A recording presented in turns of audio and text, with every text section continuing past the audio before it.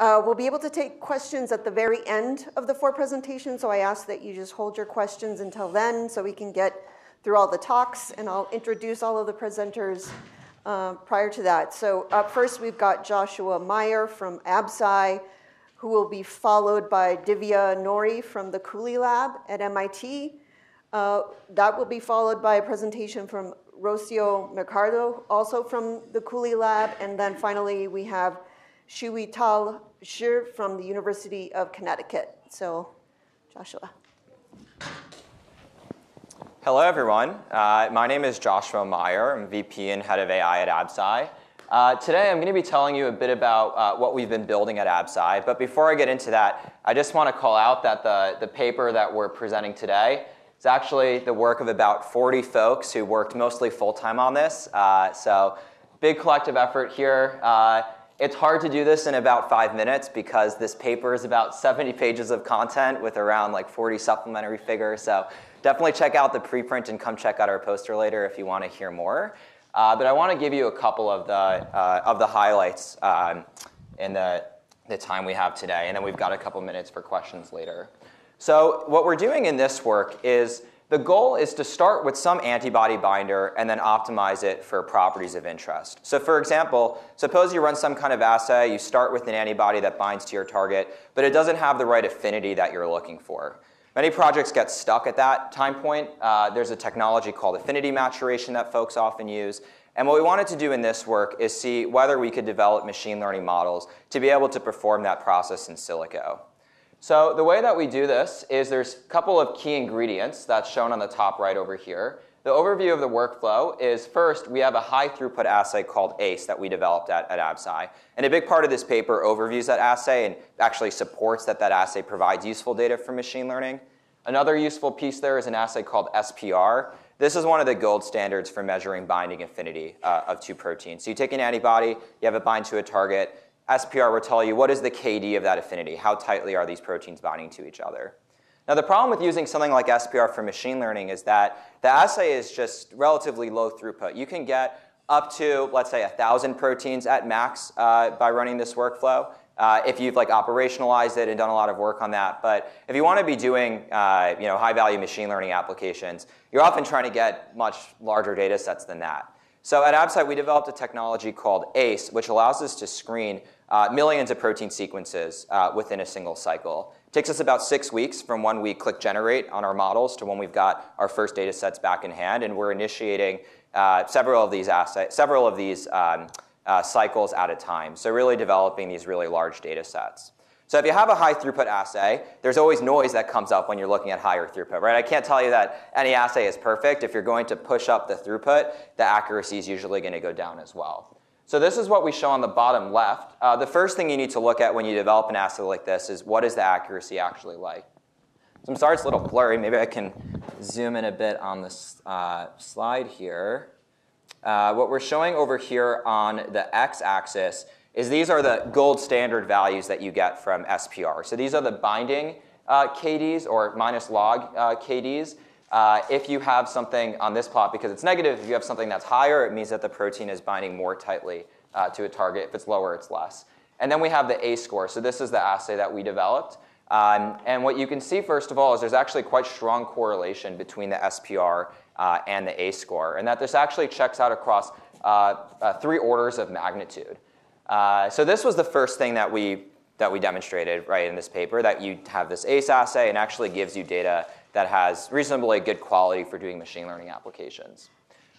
We then go in and we talk about how you can train models in ACE, actually generalize this to other sequences. But I want to point out one of the major design applications here, which is you have a model like this, you create some data set. What you like to do in most cases is actually design something that is fitting your properties of interest. So we look at a case study with trastuzumab. The dotted line is the KD of trastuzumab. It actually is a clinical antibody, binds quite tightly. We asked the model, what we have with the black curve over here, we asked it to design molecules that bind more tightly than trastuzumab. And if you look at the validation on SPR, we actually found that about 74% of those sequences actually bound more tightly than trastuzumab. The last thing I want to call out, this is basically the second part of our paper, but once you've optimized for affinity, What about all the clinical indicators? So if you have an antibody, it's not just whether it binds to the target. You don't want it to be immunogenic. You want it to be developable. So we also trained something called a naturalness score. This is a pre-trained language model. It's seen hundreds of millions of sequences from humans, from animals. And we show that the likelihoods from this model actually correspond with a lot of these properties that are really useful for clinical success. So for example, if the model says that a sequence is more natural, like more likely to be found in a human, it tends to be associated with better immunogenicity. It tends to be more developable. And we've got a bunch of data supporting that as well. I think I'm out of time now, but look forward to the questions. Thank you, everyone.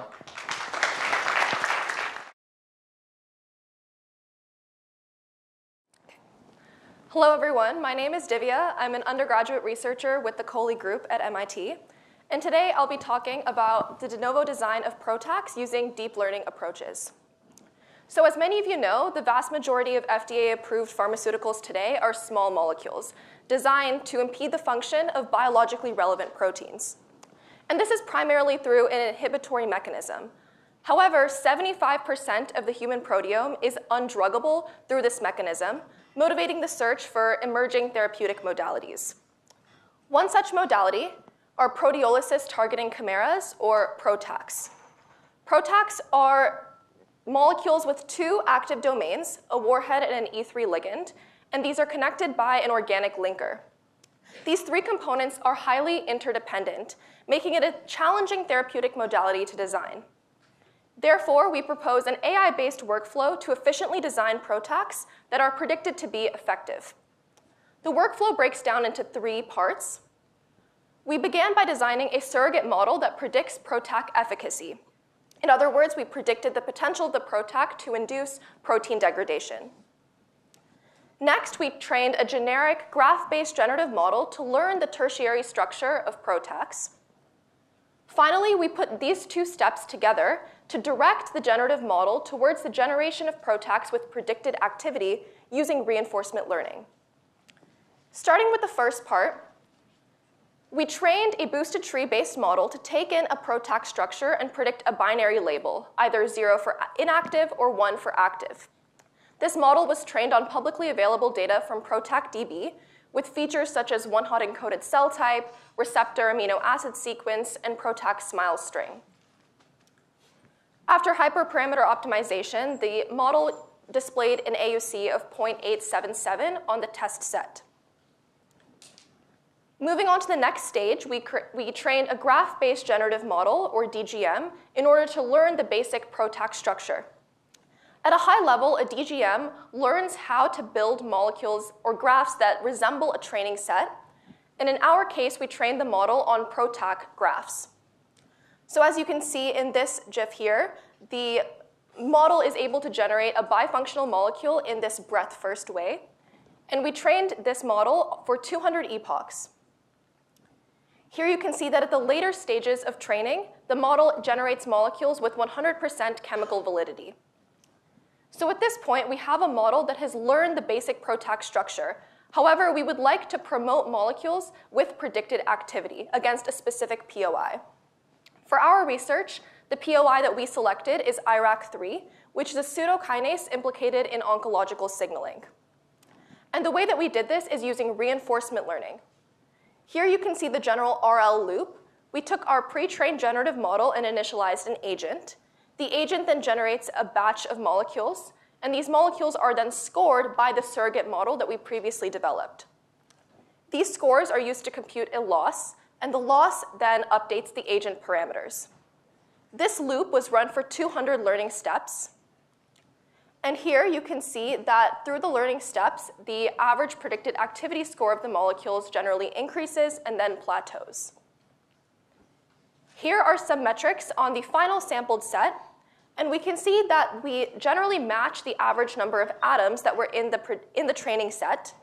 And the activity is much higher than that of the training set.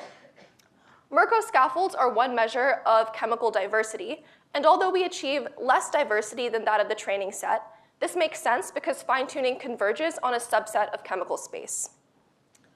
So overall, we have showed that graph-based deep learning approaches can propose novel potential PROTAC candidates, and hopefully with future work in this area, we can push more PROTAC systems into in vitro testing.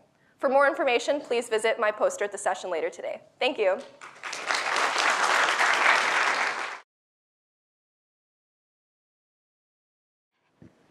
So good morning, everybody. My name is Rocío Mercado. I'm a postdoc currently working in the Coley lab in the Department of Chemical Engineering here at MIT. And today I'm very excited to tell you about my work on using meta-learning for the optimization of small molecule protein binders. And this work follows a very similar kind of thread of research as what Divya just presented, where we're using reinforcement learning in order to optimize a deep molecular generative model. So here, the aim of the project is to discover novel binders for a protein target for which we have very few known binders. However, we have the challenge that experiments or oracle calls are very costly, so we would like to use, ideally, as few as possible. So you know this problem. However, one thing which we do have is extensive data on many other targets. So here I show a snippet of different protein targets taken from the docstring dataset, which contains data for 58 different medically relevant targets, including small molecule binders and their docking scores. And what we were wondering is, can we actually use all this data in order to meta-train a model such that when we present it with a new unseen protein target, we're able to quickly generate binders in few oracle calls or a few experiments. So here I'm going to briefly go through the meta-learning loop. So we're going to start by initializing our reinforcement learning agent, which in this case is a deep generative model. And the way it works is we sample a batch of molecules from our generative model. We're then going to score them using a docking surrogate. Then if the molecules have a good score, so a strong binding affinity, we're going to reward those molecules highly. And if they don't have a good docking score, we're not going to reward them. And we repeat this for all the different targets in our meta-training set. And once our model has seen all the different targets in our meta-training set, we take a step back. And in the outer loop, we update the parameters of our model using the gradients of the gradients. So this is the model-agnostic meta-learning approach, or MAML. But we're not done. So then we want to take our generative model, which we have at the end of our meta-training loop, and we're going to use it as the starting point for a single task optimization job, where now we're optimizing our generative model for the design of binders for a new unseen target. And what you might be wondering is, how well does this work? And the answer is that it really depends on the target. So there's lots of positives and negatives. But for the majority of the targets, it actually doesn't outperform single task training. So this is a typical result that we see, where here in this bar plot, I'm showing the average docking score for the top 25 ranked molecules on the left after 10,000 oracle calls.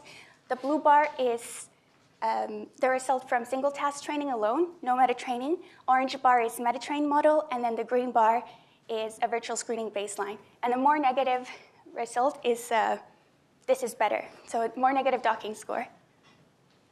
Here's the data presented a different way, where now we're showing the rank order of the top 25 molecules.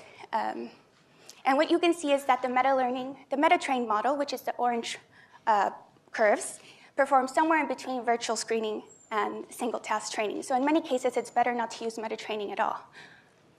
However, one good thing that we see as a result of meta-training is that now a higher fraction of the molecules generated are drug-like, and they pass a stringent set of medicinal chemistry filters.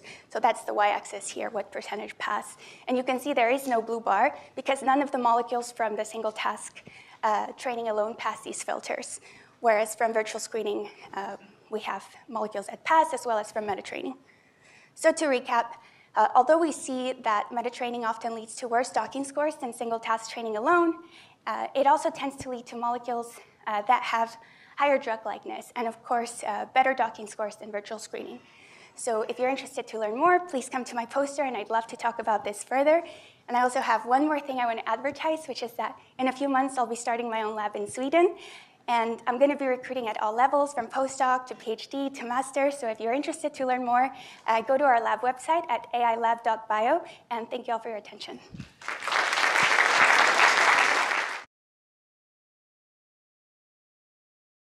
Good morning, everyone. My name is Xuetao Shi, and I'm from University of Connecticut. And I'm very excited today to introduce you to our work on building a protein fragment interaction graph database. So graph database is different from the more traditional relational database in that the entities in this database are represented by a graph instead of the tables. And it is widely used for analyzing social networks, perform fraud detections, and many other applications. So our work here is to apply this concept and to store and query for the very rich interaction patterns between the protein residues and the ligand fragments buried within the experimental databases such as the PDB database. So we begin with an example where we have this ligand interacting with the surrounding protein residues. Of course, we can identify the ligand and the various interactions with the surrounding protein residues. And we then match the chemical bonds that can be cut and perform the fragmentation. And we've performed this in a combinatorial way so that we can produce a very exhaustive collection of fragments. And we then map the protein-ligand interactions to the fragments so we can store these protein fragment interactions into our graph database.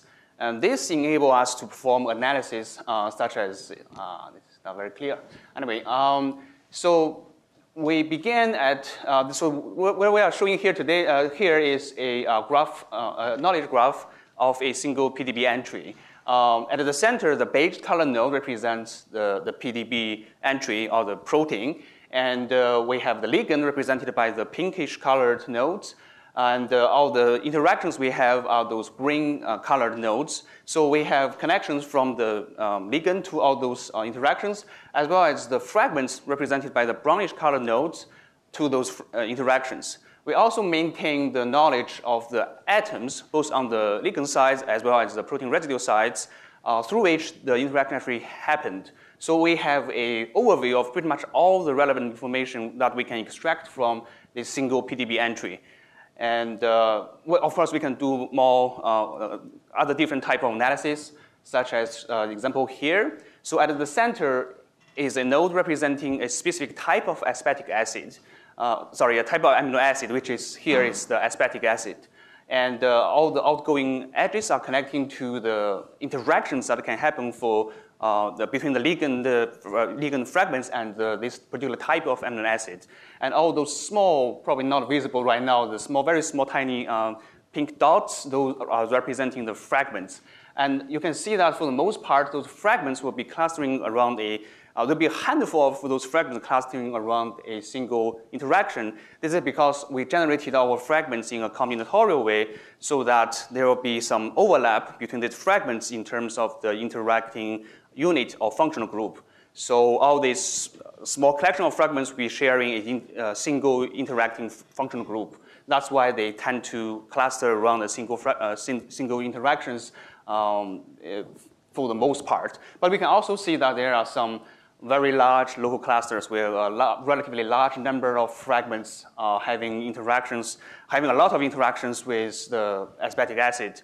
So this gives us a very, very high level overview of the interaction patterns across the entire database. All the PDB entries are here and can tell us a lot about this particular particular amino acid. Of course, we can do more analysis different than this, and we're also building a web application user interface so that users can interact with our database and query and perform analysis such as this on their own and to their own need. And this, of course, is a work in progress. And if you'd like to know more details about our design and implementation of the database, as well as other additional analysis that we performed, please check out my poster during the post section. Thank you.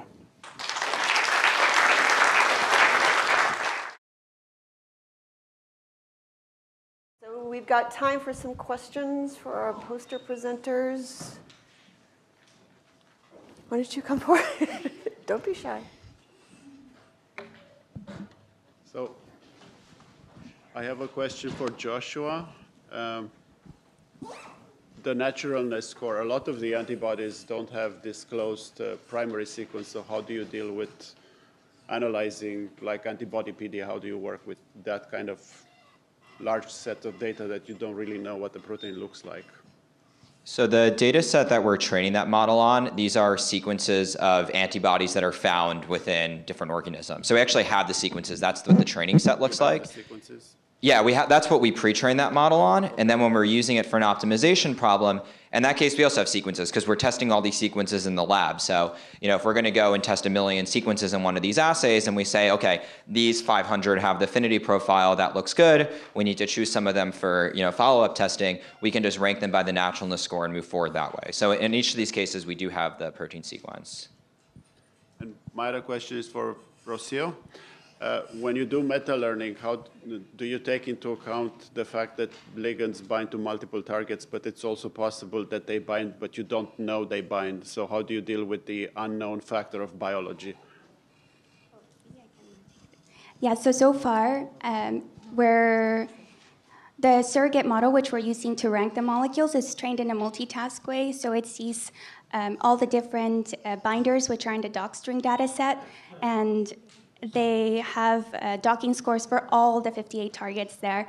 So in theory, it has that information, but we're not treating it as explicitly as binding to two things simultaneously. So I don't know if that answers your question, but our surrogate model is multitask. Yeah. We have a quickly online question. Right, and this question is for Rocío. Do you see the applicability model of this method to extend into targets with predicted structures, but unknown binding sites, so not possible to get reliable docking scores? I don't see that because at the moment we've only used it with docking as the scoring model. The idea would be to extend to other scoring functions, not docking, but so far we haven't tried it in that. And also I don't know yet, I can't tell you right now which targets meta-learning is going to perform better for and which it's going to perform worse for. So that's still something we need to figure out before it becomes more applicable. Yeah, go ahead. I have two questions for you, Divya, two quick ones. One was, it's really impressive the kind of results you're getting just generating the PROTACs from the model, and these seem active computationally, but have you thought of utilizing a co-embedding with the actual protein target of interest as well, like maybe a language model embedding where you would be able to have some knowledge of the interactions between the residues and the small molecule? Right, I think this would be a very, very logical next step. I think I was looking at things like ESM1B embeddings, and I think this is something that we could do if we had data on a more diverse set of receptors. I think right now we're limited by the number of receptors for which we have data, but this would be a very good next step to improve the surrogate model. Yeah, and another one, just last quick question, is when you're doing the generation, you're doing it across the ligand as well as the warhead, is that correct? Yes, the entire PROTAC And do you structure. know if that ligand is still acceptable to recruit like cereblon VHL, or is it going to have, you're going to able to generate ligands to different E3 ligases as well? We are able to generate new ligands. However, we found that when we analyzed the final sampled set, the ligands that were most common were the ones that bound to cereblon. Cool. Thank you. Hi, I had a question to Joshua. On your affinity predictions, are you distinguishing sort of like CDR versus non-CDR residues, and are you explicitly encoding for any avidity or valency question? Yeah, great question. So for these results, we were looking at CDR2 and CDR3 optimization. I mean, the platform's more general than that. You could do framework as well. It's just a question of like how you're building your libraries. So you can just order a library that's, modify more of that if you want.